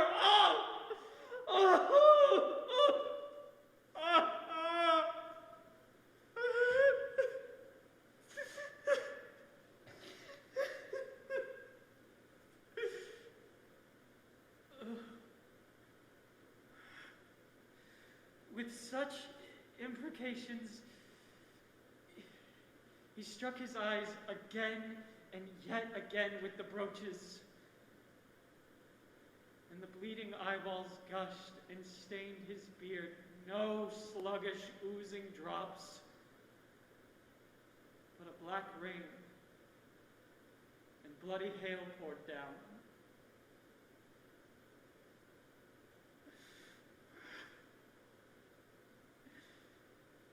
So it has broken, and not on one head, but troubles mixed for husband and for wife. The fortune of the days gone was true, good fortune. But today, groans, and destruction, and death, and shame. Of all ills can be named, not one is missing.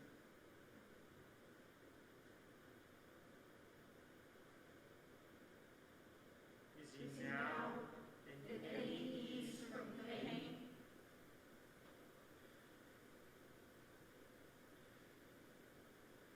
He shouts for someone to unbar the doors and show him to all the men of Thebes.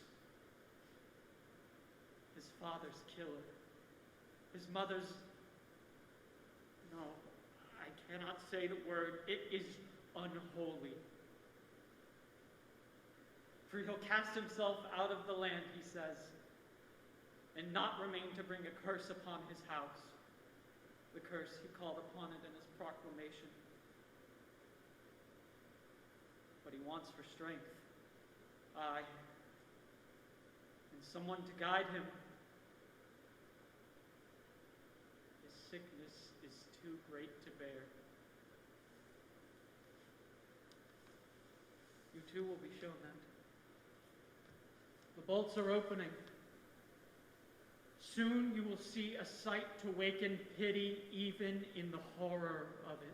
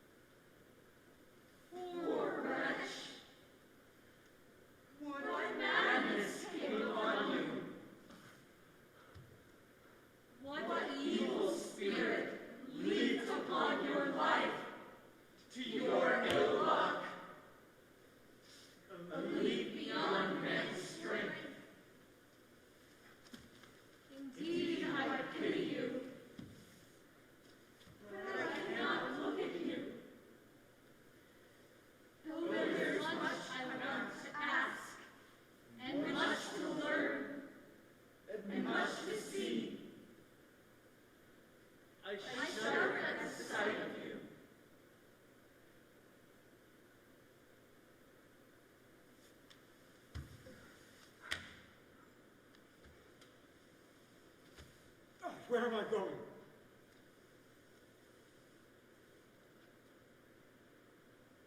Where is my voice?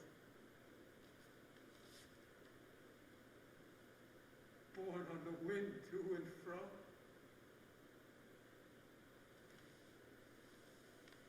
Spirit, how far have you sprung?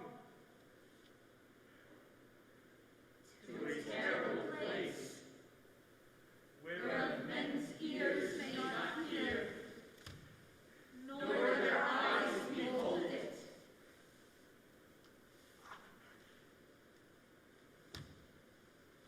Darkness! Horror of darkness! Enfolding, resistless, unspeakable visitants made by an ill wind and haste.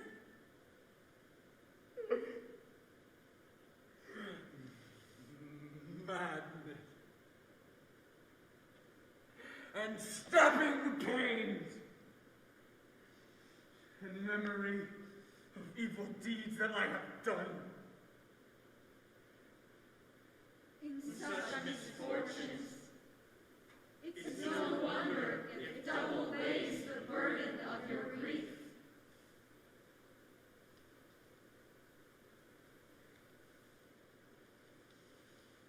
My friend, you are the only steadfast, the one that attends on me. You still stay nursing the blind man.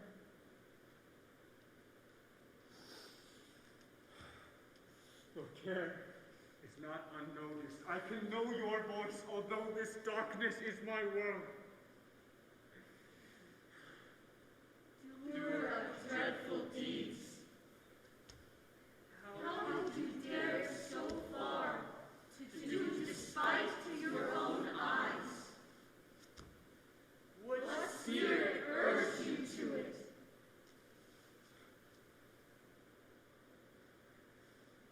It was Apollo, friends.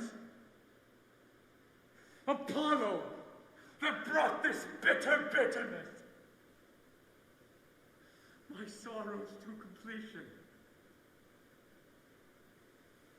But the hand that struck me was none but my own. Why should I see? Whose visions showed me nothing sweet to see? These things are as you say. What can I see to love? What greeting will touch my ears with joy? No. Take me away to the place out of the way. Take me away, my friends! The greatly miserable, the most accursed, whom God too hates above all men on earth.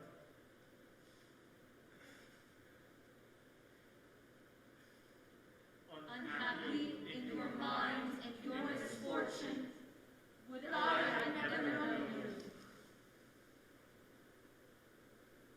Curse on the man that took the cruel bonds from off my legs. He saved me and stole me from death. No kindly service. Had I died then, I'd not be so burdensome to friends. I too could have wished it had been so. I would not have come to kill my father and marry my mother infamously.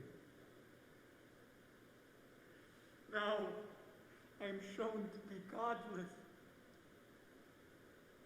child of impurity, begetter in the same seed that created my wretched self.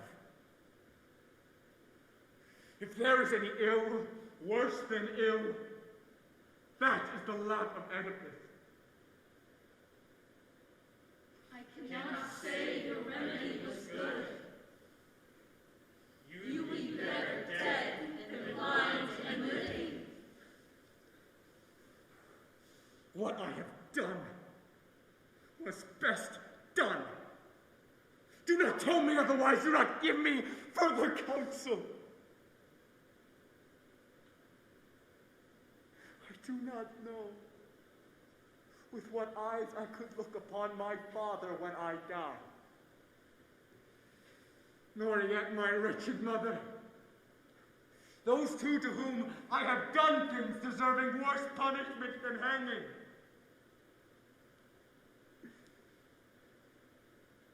For the sight of children bred as mine are gladden me? No. Not these eyes, never.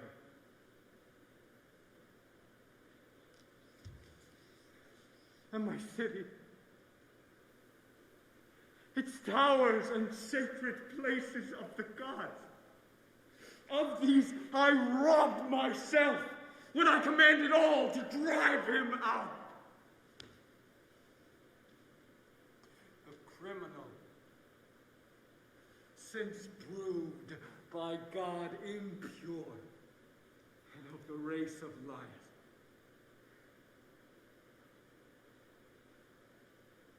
With what eyes could I look upon my people? No. Were there means to choke the fountain of hearing, I would not have stayed my hand from locking up my miserable carcass. Seeing and hearing nothing. Oh, it is sweet to keep thoughts out of the range of purpose.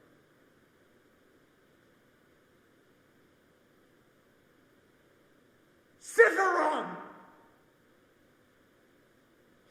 Why did you receive me? Why, having received me, did you not kill me straight? And so I had not shown to men my birth. Oh, Polybus, in Corinth and the house,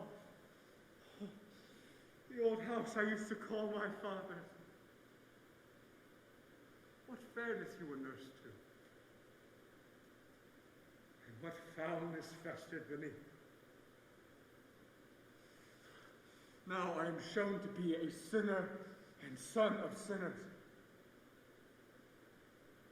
Crossroads and hidden glade. Oak and the narrow way at the crossroads that drank my father's blood. Offered you by my hand. Do you remember what I did when I came here? And still what I did as you watched.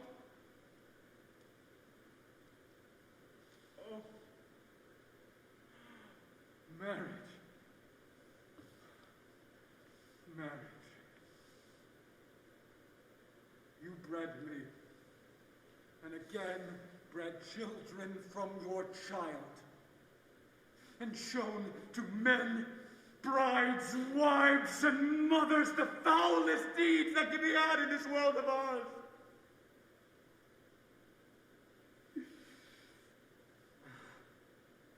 Come.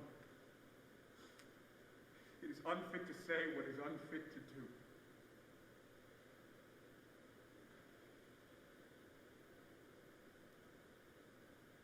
Hide me from this country. Yes, or kill me. Or throw me into the sea to be forever out of your sight.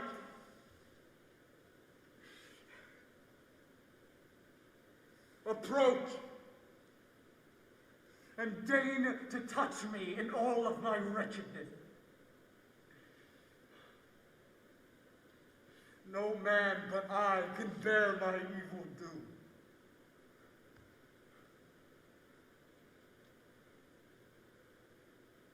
Here, Creon comes, in fit time to perform, or give advice in what you ask of us.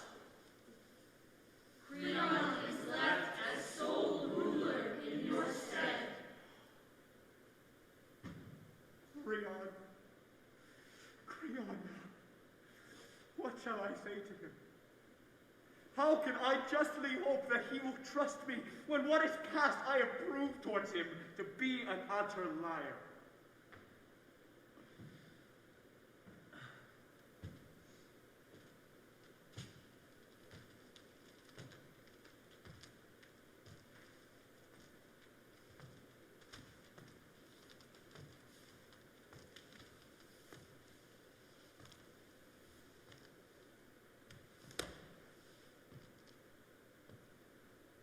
Oedipus.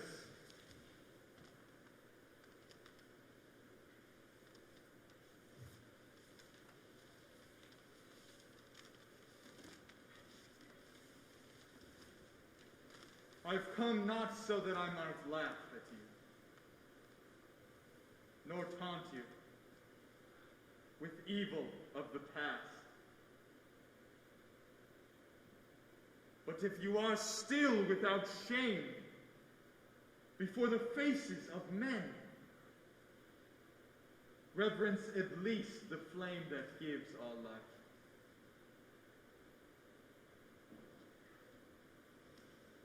Our Lord the Sun, but do not show to him unveiled pollution, such that neither land nor holy rain nor light of day can welcome.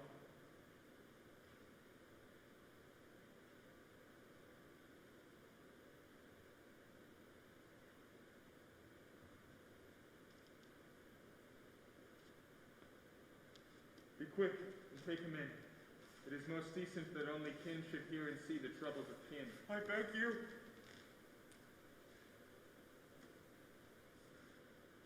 You have come with a most noble spirit to a man who has treated you vilely. Do a thing for me. I speak for your own good and not my own. What do you need that you would ask of me? Drive me out of this country, so that I may not hear another human voice.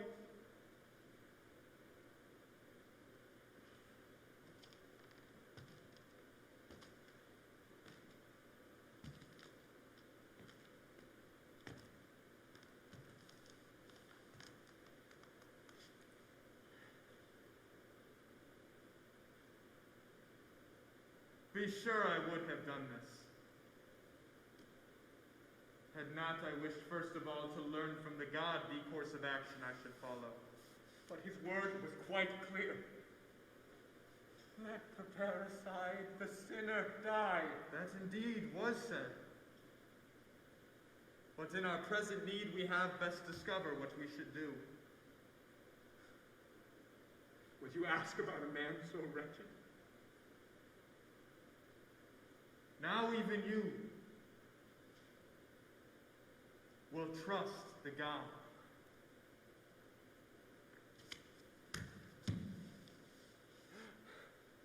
So I command you,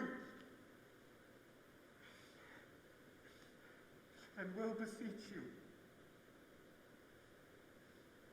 to her that lies in that house, give burial as you would have it. She is yours, and rightly you will perform the rites for her. As for me, never let this, my father's city, have me living a dweller in it. Leave me live in the mountains where Citharon is. That's called my mountain, where my mother and father would have made my tomb while they were living, so that I may die by their decree, who sought indeed to kill me. But I know this much. No sickness and no one other thing will kill me. I would not have been saved from death, if not for some cruel twist of fate.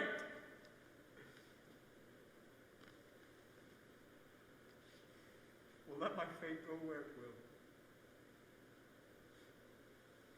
Creon, you need not care about my sons. They are men now, and so wherever they are, they will not lack a livelihood. But my two girls, so sad and pitiful, whose table never stood apart from mine, and everything I touched, they always shared. Oh, Creon, have a thought for them. And most, I wish that you might suffer me to touch them and sorrow with them.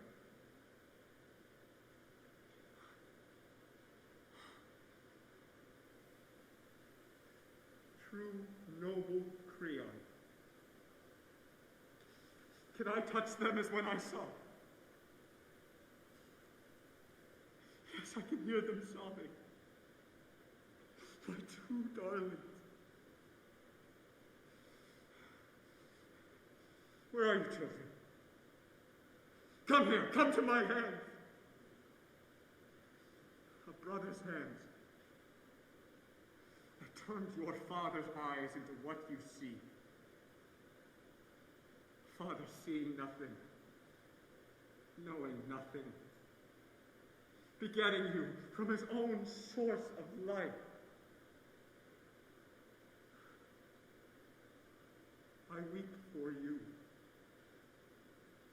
I weep when I think of the bitterness that will be in your lives, how you must live before the world. At what assemblages, gay company, will you go and not come home in tears instead of sharing in the holiday? And when you're ripe for marriage, who will he be? The man who will risk to take such infamy as shall cling to my children, to hurt them and those they marry. What curse is not there? Your father killed his father and sowed the seed from where he had sprung and begot you out of the womb that held him. What insults you will hear?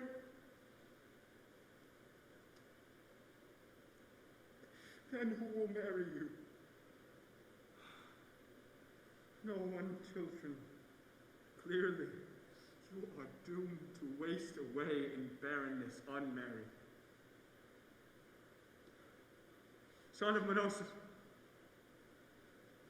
since you are all the father these two girls have left, and we, their parents, are but dread to them, do not allow them to wander the streets poor and husbandless like beggars. Have a thought for them. You can see them now, so sad, so utterly alone, save for you only. They are of your own blood.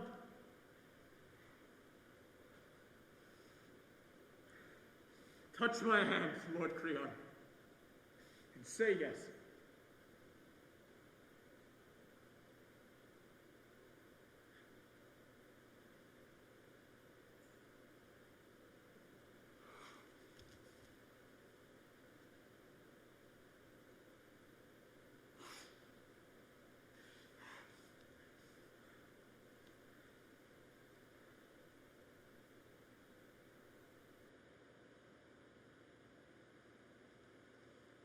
You are older children and wiser.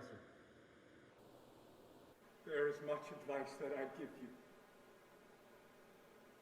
But as it is, let this be what you pray. Give me a life wherever there is opportunity to live, and one that was better than my father's.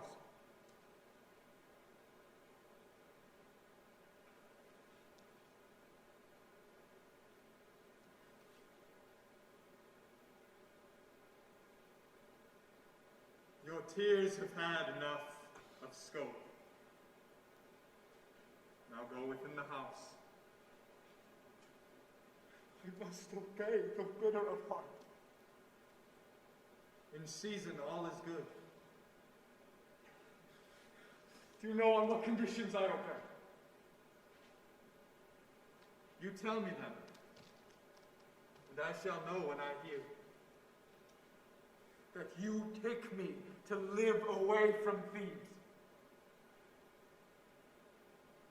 That gift you must ask of the gods. But I am now hated by the gods. So quickly you'll obtain your prayer. You consent then? What I do not mean, I do not use to say. Now lead me away from here. Let's go the children then, and come. Do not take them from me. Do not seek to be master in everything. For the things you mastered did not follow you throughout your life.